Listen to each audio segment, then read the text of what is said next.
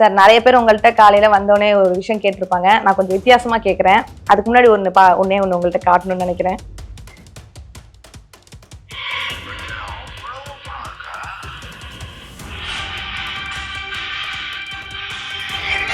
இப்ப இந்த சீன் தான் சார் பயங்கர வைரலா இணையதளத்துல ட்ரெண்ட் ஆகிட்டு இருக்கு.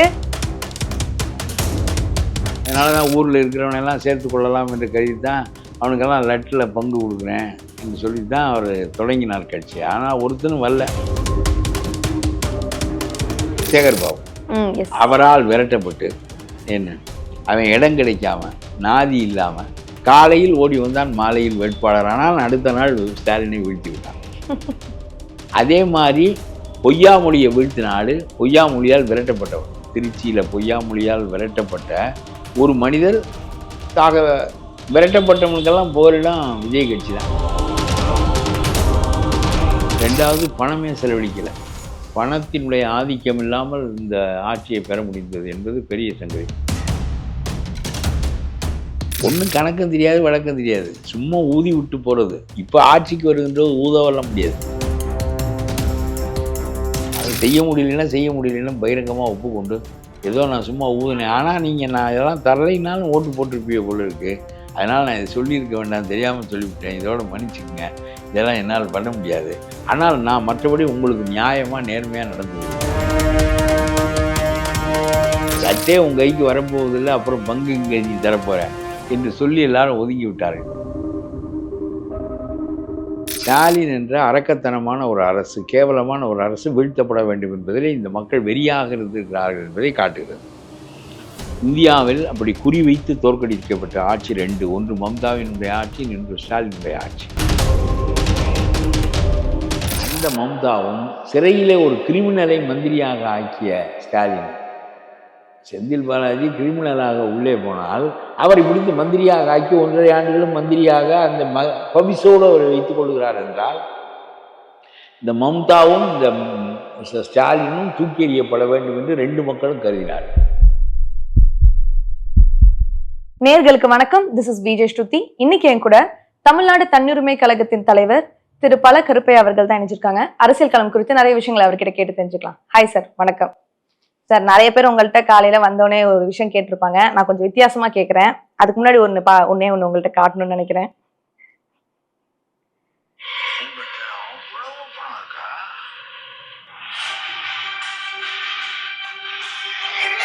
இப்ப இந்த சீன் தான் சார் பயங்கர வைரலா இணையதளத்துல ட்ரெண்ட் ஆகிட்டு இருக்கு. ஆமா, இது அப்படியே ரியாலிட்டியில நடந்துருச்சு அப்படிங்கிற ஒரு விஷயம் வந்துட்டு நிறைய பேர் இதை பாருங்க. நடந்துருச்சு. சர்க்கார் படத்துல வந்துட்டு உன்ட்ட அவ்வளோ இது இருக்கு அப்படின்னு கேட்டப்போ மக்களை காமிச்சார்ல, அந்த சீனை சொல்றேன். அது பயங்கரமா இன்டர்நெட்ல யங்ஸ்டர்ஸ் எல்லாருமே அதை ட்ரெண்ட் ஆக்கிட்டு இருக்காங்க. அன்றே கணித்தார் அப்படிங்கிற மாதிரியான விஷயங்கள்லாம். சோ என்ன நினைக்கிறீங்க அரசியல் நிலவரத்தை பத்தி? இப்போ தனியாக ஆட்சியை பிடித்து விட்டாரு, பெரிய சாதனை தானே அது. History was made. ஆனா அவர் கட்சி தொடங்குகின்ற போது அவருமே நினைத்திருக்க மாட்டார் இவ்வளவு பெரிய அளவுக்கு நாம் வெற்றி பெறுவோம் என்று. அதனால தான் ஊரில் இருக்கிறவனெல்லாம் சேர்த்து கொள்ளலாம் என்று கருதி தான் அவனுக்கெல்லாம் லட்டில் பங்கு கொடுக்குறேன் என்று சொல்லி தான் அவர் தொடங்கினார் கட்சி. ஆனால் ஒருத்தனும் வரல, பங்கு பெற வரவில்லை. ஏனென்றால் இவரிடம் லட்டு இல்லை என்று நினைத்தான். இவர் எங்கே லட்டை பெறப்போகிறார், நமக்கு பங்கிட்டு தரப்போகிறார் என்று ஒன்று நினைத்தான். ஒரு அரசியல் கட்சியாவது இவர் வெற்றி பெறுவார், ஆட்சிக்கு வருவார் என்று கருதவில்லை. இது பெரிய வியப்பு. யாரும் கருதவில்லை.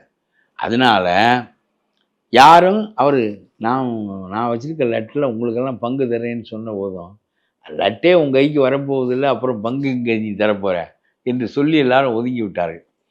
அதனால் இது பெரிய வியப்பு. இது நிகழ்ந்ததற்கு காரணம் என்ன என்றால், அவருக்கு இருந்த ஒரே ஒரு தகுதி 234 தொகுதிகளிலும் 234 பேரை நிறுத்த முடிந்தது. அவர் எல்லாராலும் அறியப்பட்டிருந்தது. அவருக்கு 5.5 கோடி மக்களுக்கும் அவரை தெரியும்.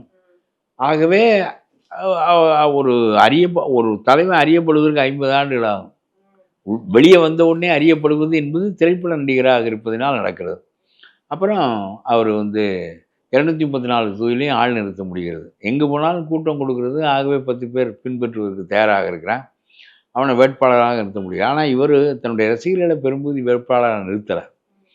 பெரும்பகுதி அங்கங்கிருந்து ஓடியாந்தவங்க A1 அக்யூஸ்ட், கிரிமினல்வாதிகள், சிறையிலிருந்து வந்தவன், வேறு கட்சியிலிருந்து 8 தரம் மாறி வந்தவன், அவனை தான் இவர் பெரும்பாலும் நிறுத்தினார்.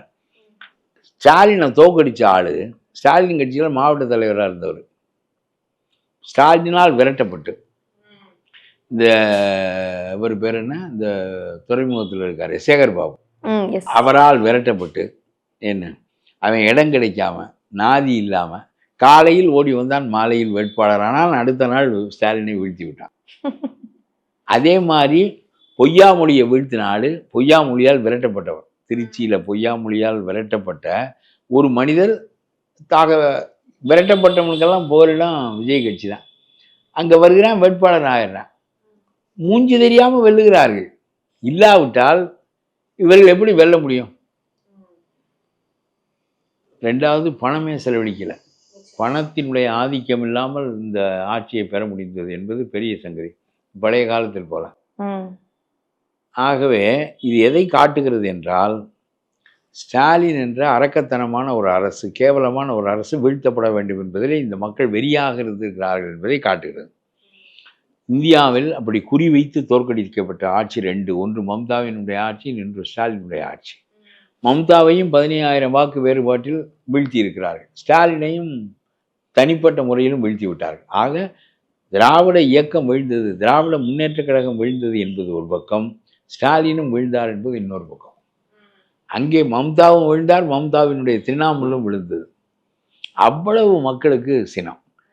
இப்போ வங்கதேசத்திலிருந்து ஆட்களை மேய்த்து கொண்டு வந்து வாக்களிக்க சொல்லி 15 ஆண்டுகளாக தொடர்ந்து ஆள்வது, ஒரு வாத்தியாருக்கு 25 லட்ச ரூபாய் லஞ்சம் வாங்குவது, 25,000 பேரை சேர்ப்பது, கோர்ட் 25,000 பேரையும் வாத்தியார் வேலையை விட்டு நீக்கினால் மேற்கோர்ட்டு பயந்து விட்டது. 25,000 குடும்பங்கள் நாசமாகிவிடும். ஆகவே சட்டத்தை புறந்தள்ளி, நீதியை புறந்தள்ளி அவர்களை வேலைக்கு வைத்துக் கொள்ள சொல்லி சொன்னது.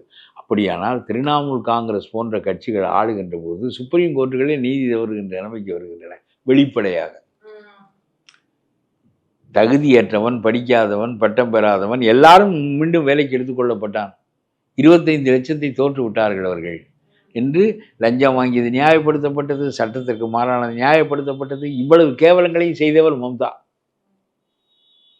அந்த மம்தாவும் சிறையிலே ஒரு கிரிமினலை மந்திரியாக ஆக்கிய ஸ்டாலினும், செந்தில் பாலாஜி கிரிமினலாக உள்ளே போனால் அவரை பிடித்து மந்திரியாக ஆக்கி 1.5 ஆண்டுகளும் மந்திரியாக அந்த பவிசோடு அவரை வைத்துக் கொள்கிறார் என்றால், இந்த மம்தாவும் இந்த ஸ்டாலினும் தூக்கி எறியப்பட வேண்டும் என்று 2 மக்களும் கருதினார்கள். அதனுடைய விளைவாக பிஜேபி இங்கே ஆட்சிக்கு வந்தது. இங்கே இவர் ஆட்சிக்கு வந்து விட்டார் விஜய். அது அதிமுகவால் செய்ய முடியும். அதிமுக தான் இயல்பாக செய்கின்ற கட்சி என்றாலும் கூட மக்களுக்கு ஒரு புதிய கட்சி வந்திருக்கிறது. இது அந்த பழைய கட்சிகளில் கொஞ்சம் கொஞ்சம் நெருடல்கள் இருக்கும். அந்த நெருடல்களும் இல்லாமல் புதிய கட்சி மிக சிறப்பாக ஊழலையே முற்றாக ஒழித்து விடும் என்று கருதி வாக்களித்திருக்கிறார்கள். அது நல்லதுதான். நான் இப்பொழுது சொல்லுகிறேன், இவ்வளவு கேவலமாக ஸ்டாலினையும் தோற்கடித்து திமுகவையும் தோற்கடித்த மக்களுக்கு இந்த வெறியை நீங்கள் புரிந்து கொள்ள வேண்டும் என்றால், அவர்கள் நேரு தவறு செய்வார், நேருவின் மீது சட்டத்தை பிரயோகிக்க மாட்டார்கள். ஏனென்றால் டிஜிபி இவர்களுடைய ஆள். ஆக சட்டம், போலீஸு, நீதி எல்லாத்தையும் முடக்கி விட்டார்கள். நீதி என்பது தமிழ்நாட்டில் இல்லாமல் போய்விட்டது. இவர்கள் தன்னுடைய கட்சிக்காரன் எல்லாருமே தேர் எபோவ் லா, சட்டத்திற்கு மேலானவர்கள். ஏனென்றால் ஆளுங்கட்சியை சேர்ந்தவர்கள். முன்பெல்லாம் மன்னன் ஒருவன் மட்டும் இருந்தான், அவன் மட்டும் ஐ ஆம் எபோவ் லா என்றார். 14ஆம் லூயி சொன்னானா ஸ்டேட், ஐ ஆம் தி ஸ்டேட் என்று சொன்னானா 14ஆம் லூயி. அது மாதிரி ஸ்டாலின் ஐ ஆம் தி ஸ்டேட், ஐ ஆம் தி லா, ஐ ஆம் எபோவ் எவரிபடி. அதனால் Nehrus cannot be arrested in a DMK regime. High courts may pass orders, what is there அப்படிலாம் ஒரு நிலை. இதெல்லாம் ஒழிக்க வேண்டும் என்று மக்கள் நினைத்தார்கள். மூஞ்சி தெரியாத ஸ்டாலின் கட்சியிலிருந்து வந்து ஸ்டாலினை வீழ்த்திய, பொய்யாமொழி கட்சியிலிருந்து வந்து பொய்யாமொழியை வீழ்த்திய மனிதர்களெல்லாம் எம்எல்ஏக்களாக ஆக்கினார்கள். இதில் ஸ்டாலின் புரிந்து கொள்ள வேண்டியது என்ன என்றால், ஸ்டாலின் விஜய் இவ்வளவு பெரிய மாற்றத்தை எதை நோக்கி செய்தார்கள் என்பதை புரிந்து கொண்டால் தான் அவர் சரியாக ஆள முடியும். ஆட்சியில் குறுக்கீடு கூடாது, எம்எல்ஏக்கள் சம்பாதிக்கக்கூடாது, மந்திரிகள் கொள்ளையடிக்கக்கூடாது, முக்கிய குறிக்கோள். ஆகவே இவர் தன்னுடைய எம்எல்ஏக்கள் எல்லாம் ரிசார்ட் பாலிடிக்ஸுக்கு கூட்டிக் கொண்டு போயிருக்கிறார். நான் I was an MLA for some time, for a period. ஆனால் நான் ரிசார்ட்டுக்கெல்லாம் என்னை அழைத்து கொண்டு போனதும் இல்லை, நான் அடைத்து வைக்கப்பட்டதும் இல்லை. ஏன்னா ரிசார்ட் பாலிடிக்ஸுங்கிறது உங்களுக்கு எண்ணிக்கை குறைவாக இருக்கும்போது, எம்எல்ஏக்களை உங்களுக்கு தெரியாத போது, எம்எல்ஏக்களுக்கு உங்களை தெரியாத போது, அவர்களுக்கு உங்களிடம் விசுவாசம் இல்லாத போது, அவர்களை கட்டுப்படுத்துகின்ற ஆற்றல் உங்களுக்கு இல்லாத போது ரிசார்ட் பாலிடிக்ஸுக்கு போக வேண்டியிருக்கு. அடைத்து வைத்து மேய்த்து கொண்டு வந்து நாம் ஆட்சி பொறுப்பை ஏற்றுக்கொண்டு பிறகுதான் அவுத்து விட வேண்டும். இது கேவலமான அரசியல். அது காரணம் என்னென்னா, இவருக்கு எம்எல்ஏக்களை தெரியாதும், எம்எல்ஏக்களுக்கு இவரை தெரியாதும், தகுதியற்ற மனிதர்கள். ஆதன் அர்ச்சல், லாட்ரி சீட்டுக்காரன், அப்புறம் வந்து இந்த புசி, ஐயா எல்லாம் இவங்கெல்லாம் மந்திரி ஆக போகிறாங்க பாருங்கள். இவங்க எப்படி நடப்பாங்க, என்ன செய்வாங்கங்கிறத நமக்கு உற்று நோக்கணும். அதில் நான் ஒன்று சொல்லுகின்றேன். திமுக செய்த தவறு என்பது ஆட்சியில் உள்ளவர்களுக்கு அரசு கருவூலத்தை கொள்ளையடிக்கின்ற முழு உரிமையை திறந்து விட்டது தான் ஸ்டாலின் அரசுடைய, கருணாநிதி, ஸ்டாலின், உதயநிதி எல்லாருடைய. இவர் வந்து உத்தரவு போட வேண்டும், இங்கே வாங்க. அதற்கு மாற்றாக நம்மை தேர்ந்தெடுத்திருக்கிறார்கள். ஆகவே you have no business in the police station, you have no business in the tahsildar office. எதுவும்னா எங்கிட்ட வந்து சொல்லுங்கள், சட்டமன்றத்தில் பேசுங்க. நேர கல்குவாரிக்கு பொறுப்பு போயிடாதீங்க. கல்குவாரிக்கு போய் என் தொகுதியில் கல்குவாரி இருக்குது, எனக்கு கொடுக்காம நீ பாட்டுக்கு தோண்டி எடுத்துக்கிட்டு போவியா அப்படின்னு கேட்காத.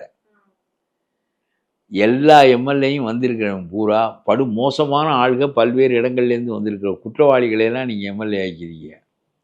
அவன் பூரா இந்த பீரியடோடு நம்ம சுருட்ட வேண்டியதை சுருட்டிக்கிட்டு போயிடுவோம்னு நினச்சா அது அதிசயம் இல்லை. ஆகவே அவன் கல்குவாரிக்கு போகக்கூடாது, அவன் ஆற்று மணலில் அழுறவங்ககிட்ட போய் பங்கு கேட்கக்கூடாது, போலீஸ் ஸ்டேஷனுக்கு போய் என் கட்சிக்காரன் அவனை ஏன்டா நீ பிடிச்சாயின்னு கேட்கக்கூடாது. தாசில்தார் ஆஃபீஸில் அவன் கேட்டால் பண்ணி கொடுயா, என்ன பெரிய சட்டம் என்றெல்லாம் பேசக்கூடாது. இதையெல்லாம் செய்ய ஸ்டாலினால் முடிந்தால் 15 ஆண்டுகள் ஆடலாம், இல்லாவிட்டால் குளறுபடியாகி கவிழ்ந்து விடும். நிச்சயமா. ஸோ விஜய் அவர்கள் மாற்ற சொன்னா மட்டும் செய்யதான் அதை செஞ்சு காட்டணும். ஆனால் அவர் போட்டிருக்க திட்டத்தையெல்லாம் நிறைவேற்றுறதுங்கிறது கடவுளாலையும் முடியாது. ஏன்னா அவர் சொல்லிட்டாரு, எல்லா பெண்களும் பேருந்து ஏறி நாகப்பட்டினம் போகலாம், கன்னியாகுமரி போகலாம், கோயம்புத்தூர் போகலாம், எங்கே வேண்டும் போனாலும் போகலாம், காசே கொடுக்க வேண்டாம். தமிழ்நாட்டின் மக்கள் தொகையில் பாதி காசு இல்லாமல் பயணம் செய்தால் தவணை எப்படி கட்டுவாய், டீசல் எப்படி போடுவாய், சம்பளம் எப்படி கொடுப்பாய், வாங்கிய கடனை எப்படி அடைப்பாய்? ஏற்கனவே 48,000 கோடி பேருந்து நிறுவனத்துக்கு இழப்பு இருக்கிறது என்று உனக்கு தெரியுமா? 48,000 கோடி. ஒரு நாள் பேருந்துகள், அரசு பேருந்துகள் வெளியே வந்து விட்டால் ஒவ்வொரு நாளும் இழப்புக்கிடையே தான் திரும்புகின்றன. இந்த கடைசியா போன 5 வருஷத்துல கொண்டு வந்த அந்த பெண்களுக்கு இலவசமா இருக்கிறதுனால, இது நகரத்துல மட்டும் பண்ணதுனால பண்ணி விட்டார்கள். தமிழ்நாடு முழுவதும் அல்லவா பண்ண வேண்டும். இவர் தமிழ்நாடு முழுவதும் அல்லவா பண்ணுகிறேன்னு சொன்னாரு. இப்ப ஒண்ணு அவர் அதை செய்யலன்னா சொன்னதை செய்யல அப்படிம்பாங்க, செஞ்சா அது வந்துட்டு இல்லை, இதெல்லாம் ஒன்றும் அப்படி கேட்பார்கள், அப்படி தள்ளி கொண்டு போவார்கள். ஆனால் இதெல்லாம் அவர் செய்ய போவதில்லை. இதெல்லாம் நம்பி மக்கள் வாக்களிக்கவில்லை. நான் மாமச்சீர் தர்றேன், ஒவ்வொருத்தையும் என்னுடைய சகோதரி, அப்படி ஓட்டு வாங்குறதுக்கு பேசுகிறாரு. ஒவ்வொருத்தையும் என்னுடைய சகோதரி, அவள் பெற பிள்ளைக்கெல்லாம் நான் தானே மாமே, ஆனால் மாமன் மோதிரம் தர்றேன், தங்க மோதிரம். அப்புறம் என்னோட பிறந்தவங்களுக்கெல்லாம் தங்க தாலி தர்றேன். எல்லாம் பேசி முடிச்சிட்டார். அவர் சொன்ன திட்டங்களை எல்லாம் நிறைவேற்ற தமிழ்நாடு அரசாங்கத்தினுடைய வரி வருவாய் 2 மடங்காக பெருக்கப்படும். 8 லட்சம் கோடி வரும். இப்போ 3 லட்சம் 4 லட்சம் கோடி தான் இருக்குது. ஒன்றும் கணக்கும் தெரியாது, வழக்கம் தெரியாது, சும்மா ஊதி விட்டு போகிறது. இப்போ ஆட்சிக்கு வருகின்றது ஊத வர முடியாது, செய்ய வேண்டும். அது செய்ய முடியலன்னா பகிரங்கமாக ஒப்புக்கொண்டு ஏதோ நான் சும்மா ஊதினேன், ஆனால் நீங்கள் நான் இதெல்லாம் தரலைனாலும் ஓட்டு போட்டிருப்பீங்க போல இருக்குது, அதனால் நான் இதை சொல்லியிருக்க வேண்டாம், தெரியாமல் சொல்லிவிட்டேன், இதோட மன்னிச்சுக்குங்க, இதெல்லாம் என்னால் பண்ண முடியாது, ஆனால் நான் மற்றபடி உங்களுக்கு நியாயமாக நேர்மையாக நடந்து கொள்கிறேன் அப்படின்னு சொன்னாலே போதும். இல்லை, கரெக்ட். வேறு ஒன்றும் செய்ய வேண்டாம். நான் தான் சொன்னேன், எம்எல்ஏக்கு போலீஸ் ஸ்டேஷன்லேயும் வேலை இல்லை, தாசில்தார் ஆஃபீஸில் வேலை இல்லை, கல்குவாரிலையும் வேலை இல்லைங்கிறத கட்டுப்படுத்த முடிஞ்சால் உங்களுடைய ஆட்சி 15 ஆண்டுகளுக்கு நினைக்கும். இல்லைன்னா நினைக்காது. மக்கள் கிட்ட கொஞ்சம் வெளிப்படையா இருக்கிறதே நல்லது. வெளிப்படையா இருக்கணும்னா நடிகர்களுக்கு வெளிப்படையா இருக்க தெரியாது. பொதுவாக மனிதர்களே வெளிப்படையானவர்கள் இல்லை, அதில் நடிகர்கள் ரொம்ப வெளிப்படையானவர்கள் இல்லை, மூடக்கமாக வாழ்வதுதான் அவருடைய வாழ்க்கை போக்கு. Okay okay. அதனால் எப்படியோ வந்து விட்டார், யாரையோ சேர்த்து கொண்டு லட்டு தர்றேன் என்னோட சேருனாரு. இவனுக்கு லட்டே கிடைக்க போகிறதில்ல, இவன் எப்படி தருவான்னு ஒருத்தன் நம்ப மாட்டேன்ட்டான். ஆட்சியில் பங்கு தருகிறேன் என்று சொன்னபோது ஒருத்தன் நம்பவே இல்லை.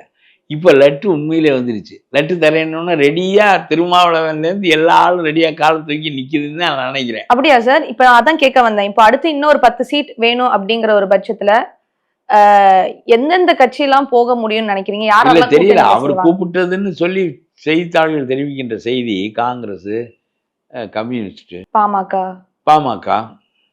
பாமக இந்த கூட்டணியில் இருக்கு. இவங்க அப்படி பதவி தருகிறேன் என்றால் யாரும் எங்கிருந்து எங்கு தவுவார்கள். இப்பதான் ரியல் கேமே இருக்குன்னு நினைக்கிறேன். ஆமா ஆமா ஆமா ஆமா. சார் இந்த ஹங் அசெம்பிளி அப்படிங்கிறது எப்படி சார் உருவாகும்? இந்த தடவை சட்டமன்றம் எப்படி இருக்கும்னு நினைக்கிறீங்க? ஹங் அசெம்பிளியை பற்றி என்ன இருக்கு?